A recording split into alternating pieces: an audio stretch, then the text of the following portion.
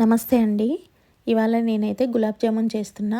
దానికోసం MTR gulab jamun packet ఒకటైతే తీసుకున్నాను.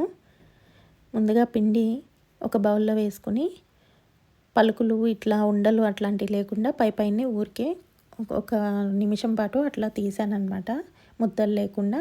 తర్వాత కాచి చల్లార్చిన పాలైతే నేను కలుపుకుంటున్నా అండి. ఇది ఆప్షన్ మాత్రమే. కాకపోతే ఇవి కలపడం వల్ల కొంచెం రుచిగా మంచి రంగు వస్తాయి వేయించినప్పుడు గులాబ్ జామున్స్.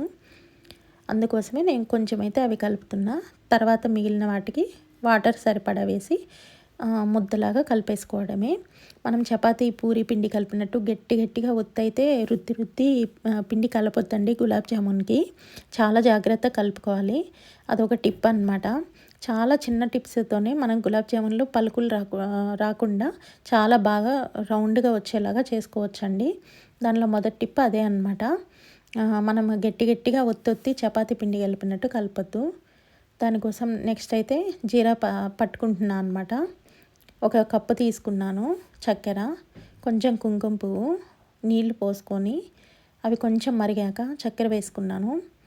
కొంచెం సేపు అయితే ఇలా కాగనివ్వాలండి. కొంతమంది ఫుడ్ కలర్స్ అలాంటివి కూడా యాడ్ చేస్తారు. నేనైతే అవి కలపనండి, అందుకే కుంకుమ పువ్వు కలిపాను. ఒక 15 నిమిషాల పాటు తడి కాటన్ బట్ట పెట్టుకొని ఇది పక్కన పెట్టుకున్నాను. 15 నిమిషాల తర్వాత తీసి చూస్తే ఇలా ఉంది. ఇప్పుడు ఉండలు చేసుకోవడము.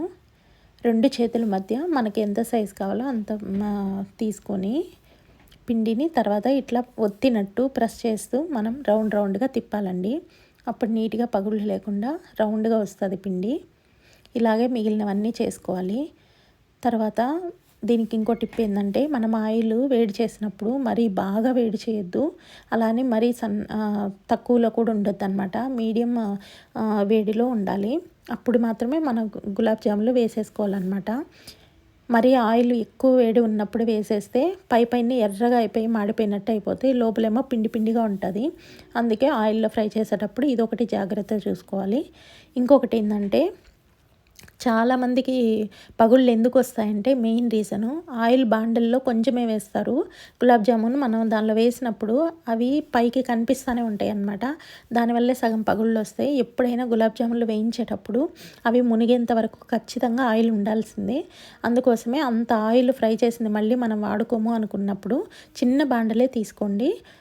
కొంచెం గులాబ్ జామున్లు ఒక 7, 8 ఒక్కొక్క టర్మ్లో అట్లా వేసుకునేటట్టు చేసుకోండి అనమాట. అంతేగాని మనము ఆయిల్ కొంచెమే వేసుకుంటే మెయిన్ అందుకే గులాబ్ జామున్స్ పగుళ్ళు వస్తాయి. నెక్స్ట్ ఇక్కడ పాకం తయారవుతుందండి. ఇది పాకం ఏమి మనకి తీగ పాకం అట్లా ఏం రానవసరం లేదు. జస్ట్ కొంచెం చిక్కగా అయితే సరిపోతుంది. అంత మాత్రం మరగనిచ్చి తర్వాత ఆపేసుకోవడమే. తర్వాత ఇక్కడైతే చూడండి గులాబ్ జామున్స్. అప్పటికి నేను ఇంకా కొంచెం ఆయిల్ తక్కువే వేసాను. మీరైతే చూసి ఇంకా జాగ్రత్త వేసుకోండి, అప్పుడు ఇంకా పర్ఫెక్ట్గా వస్తాయి. చూడండి ఇంకొకటి ఏంటంటే, ఇప్పుడైతే నేను ఎన్ని వేసానో చూడండి. ఇలా అయితే మీరు అస్సలు వేయద్దు, ఎక్కువ వేసేయకండి ఒకేసారి. అది కూడా గులాబ్ జామున్ తిరగడానికి స్పేస్ ఉండాలన్నమాట లోపల ఆయిల్లో. నాకైతే వేరే వర్క్ ఉంది, అందుకోసమే నేను ఇంకా టైం లేదనేసి ఒకేసారి వేసేసాను. మామూలుగా టైం ఉంటే అయితే నేను ఇట్లా మొత్తం ఒకేసారి వేయను అనమాట. మనకి అవి తిరగడానికి ఆయిల్లో స్పేస్ ఉంటే అప్పుడు కూడా పగుళ్ళు రాకుండా నీట్గా ఉంటాయి. ఇంతే అండి, చిన్న టిప్సే. అసలు చాలా అదేం బ్రహ్మ విద్య అస్సలు కానే కాదు. చాలా ఈజీగా చేయొచ్చు. జస్ట్ ఒక చిన్న ట్రిక్స్ పాటిస్తూ చేసుకుంటే చాలా పర్ఫెక్ట్గా వస్తాయి. నెక్స్ట్ ఇదైతే ఫస్ట్ నేను తీసేసాను కదా అవన్నమాట. అవి కాసేపు పక్కన ఉంచేసి తర్వాత పాకంలో కలుపుకున్నాను. మరి వేడివి నూనెలో తీయగానే దీనిలో పడేయనండి. కొంచెంసేపు పక్కన ఉంచేసుకొని తర్వాత వేసాను. చూడండి మనం చేసినప్పటికీ ఇప్పటికీ మేమైతే జీరా చాలా తక్కువ తింటాము, పాకం అయితే తినమన్నమాట. అందుకే చాలా తక్కువ చేశాను. అయినా కూడా సరిపోలేదు, నాకు చాలా ఎక్కువ పీల్ చేసుకున్నాయి గులాబ్ జామున్స్. అందుకే మళ్ళీ నెక్స్ట్ ఇంకో వాయి వేసినవి అయితే పాకమే లేదనమాట వాటికి. అందుకే మళ్ళీ చేసుకొని వేయాల్సి వచ్చింది. చూడండి ఎంత సాఫ్ట్గా వచ్చినాయంటే. కొంతమంది ఇంకా లైట్గా ఉన్నప్పుడే తీసేస్తారండి నూనెలో నుంచి. నేనైతే కొంచెం డార్క్గా ఉన్నప్పుడు తీస్తాను. అట్లా ఉంటేనే కొంచెం బాగా అనిపిస్తాయి. నేనైతే కొంచెం ఎక్కువే వేయిస్తాను గులాబ్ జామున్స్. చూడండి కొంచెం కలర్ ఎలా ఉన్నాయో, బ్రౌనిష్గా ఉన్నట్టు. చాలా అంటే చాలా బాగున్నాయండి టేస్ట్ మాత్రం. కొంచెం నెయ్యి కూడా కలుపుతాను నేనైతే మొత్తం అయిపోయాక జీరాలో వేసాక. జీరాలో ఒక 2 స్పూన్ల నెయ్యి గాని వేసుకుంటే ఇంకా చాలా రుచిగా ఉంటుంది.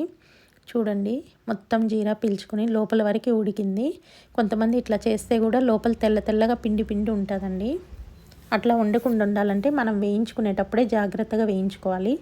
సన్న మంట పైనే చాలాసేపు తిప్పుతూ ఉండాలండి.